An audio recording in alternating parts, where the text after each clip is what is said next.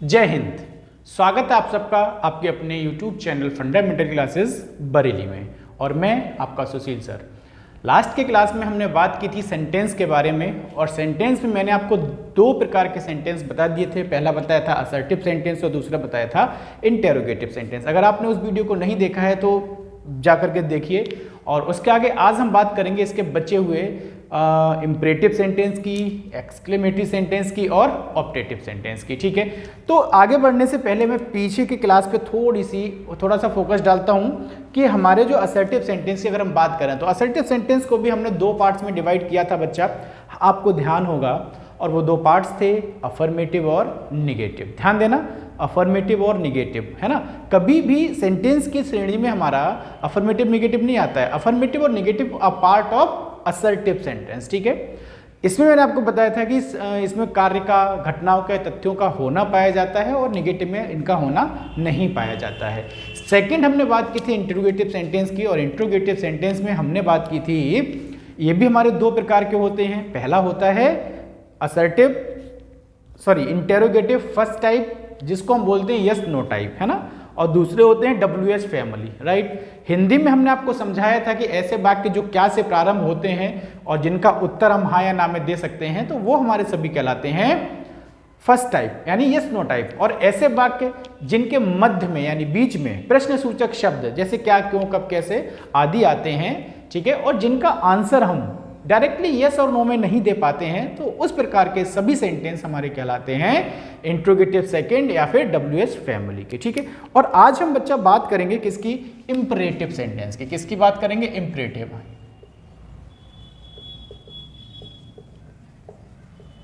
देखो imperative sentence को हम क्या कहते हैं, आज्ञा सूचक वाक्य, आज्ञा सूचक वाक्य या फिर प्रार्थना सूचक वाक्य। ध्यान देना है, क्या कहते हैं हम इनको, आज्ञा सूचक वाक्य कहते हैं या कहते हैं हम इनको प्रार्थना सूचक वाक्य। बिल्कुल आपको ध्यान देना है बेटा। ठीक है, तो हम अगर बात करें किसकी, इंपरेटिव सेंटेंस की, तो कैसे होते हैं। देखिए जनरली क्या होता है कि इस प्रकार के वाक्यों में, है ना, जनरली क्या होता है, इस प्रकार के वाक्यों में हमें आज्ञा दी जाती है या फिर हमसे रिक्वेस्ट की जाती है या फिर हमें कोई सलाह या सुझाव दिया जाता है। मेनली जिन वाक्यों में ऑर्डर हो, जिन वाक्यों में रिक्वेस्ट हो या फिर जिन वाक्यों में एडवाइस हो, तो इस प्रकार के सभी वाक्य हमारे क्या कहलाते हैं, इंपरेटिव सेंटेंस कहलाते हैं। दूसरी चीज यहां पे ध्यान देना, देखो क्या होगा इसमें बेटा, जनरली ध्यान देना, आपको आज्ञा होगी, है ना, प्रार्थना होगी या फिर सलाह होगी या फिर निषेधाज्ञा होगी। ठीक है, निषेधाज्ञा होगी। निषेधाज्ञा का मतलब होता है मना करना। तो इस प्रकार के सभी वाक्य हमारे क्या कहलाते हैं, इंपरेटिव सेंटेंस कहलाते हैं। दूसरी चीज एक बात ध्यान देना है कि सभी जो इंपरेटिव सेंटेंस होते हैं ना, इनमें जो सब्जेक्ट क्या होता है बेटा, सब्जेक्ट, और सब्जेक्ट का मतलब क्या होता है, कर्ता नहीं होता है। ठीक है, नहीं होता। देखिए मेरे शब्दों पर जाइएगा, नहीं होता है, और यदि हमें सब्जेक्ट की जरूरत पड़े तो केवल हम क्या मानते हैं, सब्जेक्ट को क्या मानते हैं बेटा, यू मान लेते हैं। ठीक है, यू मान लेते हैं, क्योंकि यहां पर जो भी बात की जाती है वो किससे की जाती है, आपसे।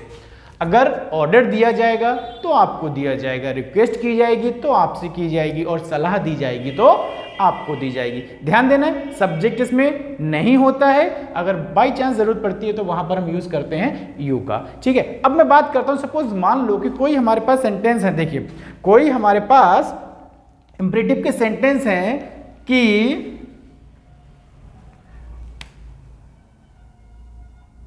सपोज मान लो कि कोई सेंटेंस मैं आपसे कह रहा हूं कि खड़े हो जाओ।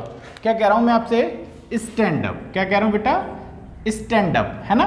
मतलब क्या हो गया, खड़े हो जाओ।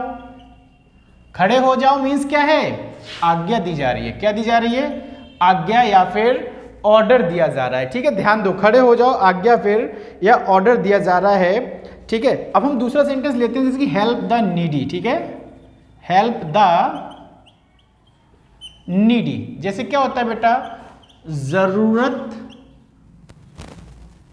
हेल्प द नीडी, जरूरतमंद की सहायता करो। क्या करो बेटा, सहायता करो। ये सेंटेंस हो गया हमारे, तो इसमें भी है। अब मैं आपसे कहता हूं कि प्लीज हेल्प मी, यानी कृपया मेरी सहायता करो। क्या हो जाएगा बेटा? कृपया मेरी सहायता करो, ठीक है ना। और मैं यहां से कहता हूं कि ओबे, ध्यान दीजिएगा बेटा, obey the rules of the road, है ना। क्या हो जाएगा बेटा? ये सड़क के नियमों का पालन करो, राइट। सड़क के नियमों का पालन करो। देखो ध्यान देना है बेटा, ठीक है। और मैं एक बात और कहता हूं कि डू नॉट एब्यूज हिम, यानी उसे गाली मत दो। बेटा ध्यान देना है, उसे गाली मत दो। तो ये हमारे कुछ सेंटेंस हैं जो ये दर्शाते हैं कि इंपरेटिव सेंटेंस हमारे किस प्रकार के होते हैं, किस टाइप के होते हैं। देखो पहला वाला जो सेंटेंस है हमारा, वो कह रहे हैं स्टैंड अप, खड़े हो जाओ। खड़े हो जाओ मतलब क्या है? आज्ञा, यानी ऑर्डर यहां पे हो रहा है। किससे कहा जा रहा है? आपसे कहा जा रहा है, यानी यू यहां पर क्या है? छिपा हुआ है। यहां पे सब्जेक्ट यहां पर नहीं है। किसी भी सेंटेंस में आपने सब्जेक्ट देखा? नहीं देखा ना। तो ये हो गया हेल्प द नीडी, जरूरतमंदों की सहायता करो। ये क्या हो जाएगा बेटा? सलाह हो गया, है ना। सलाह का मतलब हो गया एडवाइस, ठीक है। फिर है प्लीज हेल्प मी। देखिए जहां पर प्लीज या काइंडली का बोध होता है, या जहां पर प्लीज या काइंडली लगा होता है बच्चे, तो वहां क्या होता है? रिक्वेस्ट, यानी क्या होती है बेटा? प्रार्थना होती है, जिसको हम बोलते हैं रिक्वेस्ट। ध्यान दीजिए आप लोग, राइट बेटा। नेक्स्ट हमारा है obey the rules of the road, यानी सड़क के नियमों का पालन करो। भाई सिंपल सी बात है, आप हमारे सामने हो, आपसे क्या कहेंगे? बेटा सड़क के नियमों का पालन करो। इट मीन्स एडवाइस है। क्या हो जाएगा बेटा? यहां पे भी क्या है? एडवाइस, मतलब सलाह हो गई, है ना। सलाह मतलब एडवाइस, ठीक है। और नेक्स्ट आपका है बेटा डू नॉट एब्यूज हिम, उसे गाली मत दो। उसे गाली मत दो, तो क्या हो जाएगा ये बेटा? निषेधाज्ञा। क्या हो जाएगा? निषेधाज्ञा, यानी मना करना, राइट। ये क्या हो गया? निषेधाज्ञा, मना करना। तो आई थिंक आपकी ये चीज अच्छे से समझ में आ गई होगी कि इंपेरेटिव सेंटेंस कैसे होते हैं, किस टाइप के होते हैं, ठीक है। मैंने कहा खड़े हो जाओ, stand up, sit down, come here, ये सब क्या है? ये सब क्या है बेटा? इंपेरेटिव सेंटेंस है। मैंने आपसे कहा please give me some water, please give me a cup of tea. ये क्या है? सब हमारा क्या है? हमारा बेटा इंपेरेटिव सेंटेंस है, ठीक है। जैसे यहीं पे मैंने सेंटेंस लिया था कि obey the rules of the road, है ना। और मैं कुछ सेंटेंस और लेता हूं, जैसे कि read carefully otherwise you will fail, अच्छे से पढ़ो, ठीक है ना, अन्यथा आप क्या होगे? फेल हो जाओगे। तो ये सब क्या है? ये सब क्या है बेटा? ये सब है इंपेरेटिव सेंटेंस। देखो पहली चीज, किसी भी सेंटेंस में सब्जेक्ट नहीं है, किसी भी सेंटेंस में सब्जेक्ट नहीं है। दूसरा एक चीज यार ध्यान रखना बेटा, ये सारी चीजें तो होती हैं, इसमें सब्जेक्ट नहीं होता है। और जनरली ये शुरू जो होते हैं वो वर्ब की फर्स्ट फॉर्म से शुरू होते हैं। क्या शुरू होते हैं? वर्ब की फर्स्ट फॉर्म से ये वाक्य सारे शुरू होते हैं, आपको ध्यान देना है। तो फिर से एक बार समझ लीजिए, इंपेरेटिव सेंटेंस ऐसे सेंटेंस होते हैं जिनमें सब्जेक्ट नहीं होता है और जो हमेशा वर्ब से शुरू होते हैं, जिनमें आज्ञा, प्रार्थना, सलाह या निषेधाज्ञा का बोध होता है। तो ये सभी हमारे क्या होते हैं बेटा? इंपेरेटिव सेंटेंस कहलाते हैं, है ना। अब हम आगे की कड़ी में हम बात करते हैं, इंपेरेटिव के बाद में हम बात करेंगे किसकी? एक्सक्लेमेटरी सेंटेंस की। देखो बेटा मैंने आपसे कहा था कि एक एक चीज को मैं बहुत ही आसानी से लेकर के चलूंगा, बहुत ही हिसाब किताब से लेकर के चलूंगा, जिससे कि आपको किसी भी प्रकार की कोई प्रॉब्लम ना हो। और उम्मीद करता हूं कि शायद ही कोई प्रॉब्लम होगी, ठीक है। अभी बेसिक क्लास हमारे चल रहे हैं, आगे क्लास चलेंगे और भी अच्छे होने वाले हैं, ठीक है। चलिए नेक्स्ट हमारा होता है एक्सक्लेमेटरी सेंटेंस। एक्सक्लेमेटरी सेंटेंस हमने आपको बताया, जिसको हम बोलते हैं विस्मयादि बोधक वाक्य। इंग्लिश में, हिंदी में क्या बोलेंगे? विस्मयादि बोधक वाक्य।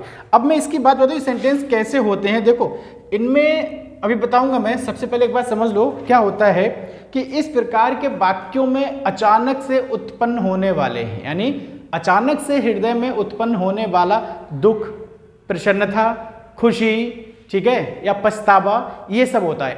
मतलब एकदम अचानक सडनली हमारे मन में दुख हो रहा है, सडनली हमारे मन में क्या हो रहा है बेटा, सडनली क्या हो रहा है, दुख, सडनली खुशी, सडनली पछतावा। तो ये सब किस में होता है बेटा, इसी में होता है। इसी का मतलब एक्सक्लेमेटरी सेंटेंस में होता है। देखो मैं लिखवा देता हूं, यहाँ पे ध्यान दीजिएगा आप लोग कि आश्चर्य होगा, इसमें क्या होगा बेटा, आश्चर्य होगा, खुशी होगी, शोक होगा, भय होगा, ठीक है, करुणा होगी, सॉरी घृणा होगी, ठीक है, क्या होगी बेटा, घृणा होगी। और आपको एक चीज ध्यान देना, ये सब होगा कैसे, अचानक से एकदम हृदय में उत्पन्न होगा, ठीक है। मैं जैसे कोई सपोज मान लो आपके लिए एक एग्जांपल देता हूं बेटा, कि सपोज एक एग्जांपल ऐसा है कि मैंने आपसे कहा कि आप सडनली घर पर बैठे हुए हैं, आपके पास एक रिंग आती है, किसकी कॉल आती है, रिंग बजती है, आप उसको ओपन करते हैं और ओपन करते ही जो सेकंड साइड का है जो भी है वो आपसे कहता है कि हमारे उनकी मृत्यु हो गई, या कोई भी रिलेशन में है उसकी मृत्यु हो गई, ठीक है। तो आप क्या कहते हो, अरे ऐसे कैसे हो सकता है। तो कहीं ना कहीं उनकी बातों को सुनकर हमारे मन में क्या हुआ, एकदम से आश्चर्य हुआ कि ऐसा होना नहीं चाहिए था, लेकिन फिर भी ऐसा हो गया। तो ये हमारा क्या है बेटा, एक्सक्लेमेटरी सेंटेंस है। हम अगर यहाँ पर बात करें सेंटेंस की तो समझ लो, यहाँ पर मैं अगर बात करूँ एक सेंटेंस की तो आप समझ लो कि what a beautiful girl she is, ठीक है, पहला सेंटेंस ले लिया हमने। हम दूसरा सेंटेंस लेते हैं आपका, अलास, ठीक है, I am ruined, alas I am ruined। और तीसरा एक सेंटेंस ले लेते हैं हम यहाँ पे बेटा, हुर्रे, ठीक है, we have won the match, ठीक है, ध्यान देना है आपको, ठीक है बेटा, क्या करना है यहाँ पर, इसको बिल्कुल ध्यान देना है, ठीक है। आपके पास कुछ सेंटेंस ये हैं कि what a beautiful girl she is, ठीक है, what a beautiful girl she is मतलब क्या है, वह कितनी सुंदर लड़की है, ठीक है। अलास, अलास का मतलब होता है हाय, मैं बर्बाद हो गया। हुर्रे, हुर्रे का मतलब क्या होता है, खुशी होती है। यहाँ पे क्या होती है, खुशी में संबोधित किया जाता है। खुशी के साथ हम कह रहे हैं, क्या कह रहे हैं, we have won the match, यानी हम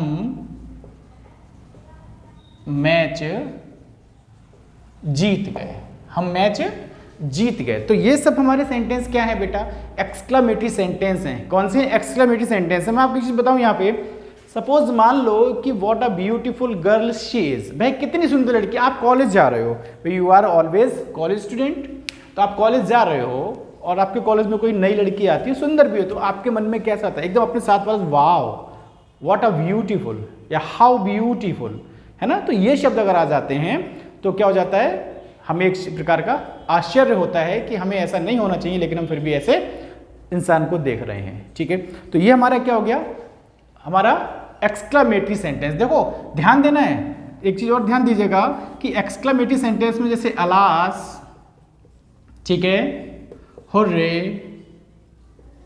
ठीक है, ओ एच या फिर ए एच, ठीक है, इस तरीके के वर्ड होते हैं और इन्हीं से सेंटेंस मोस्टली शुरू होते हैं। दूसरी चीज इसमें क्या होता है, व्हाट होता है, व्हाट आ होता है या फिर हाउ, व्हाट होता है, व्हाट आ होता है या फिर हाउ। तो इनसे वाक्य हमारे शुरू होते हैं, आपको ध्यान देना है, ठीक है, समझ लेना। और दूसरी चीज क्या है, ऐसे वाक्यों में हमारा क्या लगा होता है, साइन ऑफ एक्सक्लेमेशन, यानी विस्मयादि बोधक का एक चिन्ह लगा होता है। आपको ये चीज बिल्कुल ध्यान देनी। तो आई थिंक आपकी चीजें सारी क्लियर हो रही होंगी ना, आई थिंक सभी चीजें क्लियर हो रही होंगी, ठीक है। चलिए अब हम बात करते हैं किसकी, ऑप्टेटिव सेंटेंस की। किसकी बेटा, ऑप्टेटिव सेंटेंस की। इस पर आज क्लास होने के बाद में हम एक प्रैक्टिस सेट लेंगे और प्रैक्टिस सेट हमारा लाइव होगा, ठीक है। तो उस प्रैक्टिस सेट को जब लेंगे तो आप लोग सभी लाइव आइएगा और उसमें सभी देखिएगा कि हम किस तरीके से इसको सॉल्व करेंगे, ठीक है, समझेंगे चीजों को, ठीक है। अब हमारा है ऑप्टेटिव सेंटेंस। ऑप्टेटिव सेंटेंस, ठीक है, जिसको हम बोलते हैं इच्छा सूचक वाक्य। क्या बोलते हैं हम? इच्छा सूचक वाक्य, ठीक है। देखो सिंपल सी बात है, ऐसे वाक्य कैसे होते हैं मैं आपको बता दूं सिंपली कि इस प्रकार के सेंटेंस कैसे होते हैं। तो देखो आप लोग समझते रहना कि जिन वाक्यों में आशीर्वाद, क्या होता है बेटा? आशीर्वाद होता है, मन की इच्छा या फिर अभिलाषा, ठीक है, मन की इच्छा या अभिलाषा, ठीक है, या फिर भगवान से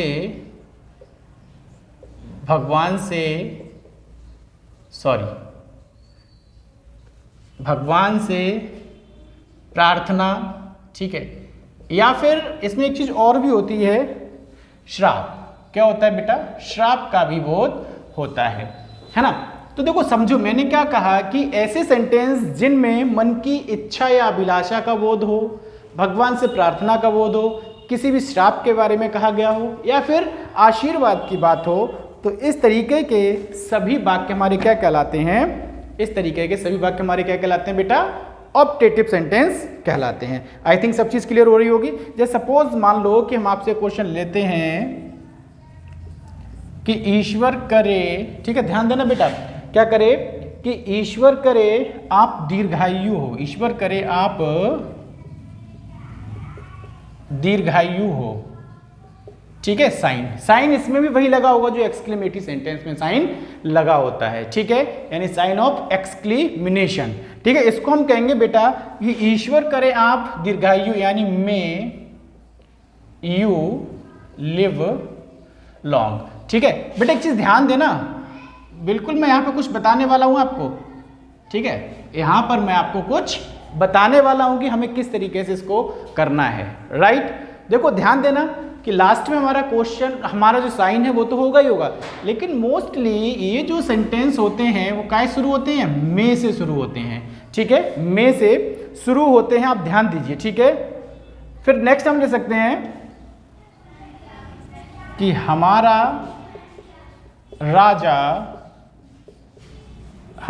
राजा दीर्घायु हो, ठीक है बेटा, हमारा राजा दीर्घायु हो, ठीक है। तो इसका हमारा सेंटेंस हो जाएगा कि long live our king, right, इस तरीके से। और एक सेंटेंस हम यहां पर और ले लेते हैं, थर्ड सेंटेंस की अगर हम बात करें तो हमारा हो जाएगा भगवान करे तुम नरक में जाओ, ठीक है। क्या करे बेटा? मैं तुमसे बात नहीं कर रहा हूं, मैं एक सिंपल एक सेंटेंस की बात कर रहा हूं कि भगवान करे कि तुम नरक में जाओ, राइट। तो आई थिंक ये चीज क्लियर हो रही होगी, भगवान करे कि तुम नरक में जाओ, है ना। तो may you go to hell, क्या हो जाएगा बेटा? May you go to hell, right. अब देखो समझो यहां पे मैंने क्या कहा कि ऑप्टेटिव सेंटेंस हमारे किस प्रकार के होते हैं। देखिए सबसे पहले उसमें आशीर्वाद होता है, मन की इच्छा या अभिलाषा होती है, भगवान से प्रार्थना होती है, फिर श्राप होती है, ठीक है। समझ में आ रहा है ना? समझ में आ रहा है ना? तो मैंने क्या कहा? ईश्वर करे आप दीर्घायु, may you live long, may you live long. तो यहां पर क्या हो रहा है बेटा? ईश्वर से प्रार्थना हो रही है, ठीक है, इच्छा भी प्रकट की जा रही है, हमारा राजा दीर्घायु हो, लॉन्ग लिव अवर किंग। और नेक्स्ट है भगवान करे कि तुम नरक में जाओ, यानी may you go to hell. क्या हो जाएगा बेटा? May you go to hell. तो देखो यहां पर ध्यान देने वाली बात यह है कि इन सभी सेंटेंस में, ठीक है, मोस्टली सेंटेंस में मे से स्टार्ट होंगे, यानी ऑप्टेटिव सेंटेंस जो होते हैं वो मोस्टली क्या शुरू होते हैं बेटा? मे से शुरू होते हैं, ठीक है। तो आई थिंक आपकी सब समझ में आ गया होगा। और आज का क्लास आपको कैसा लगा कमेंट करके आप जरूर बताइएगा, और ऐसी क्लास के लिए हमारे साथ बने रहिए। जय हिंद, जय भारत।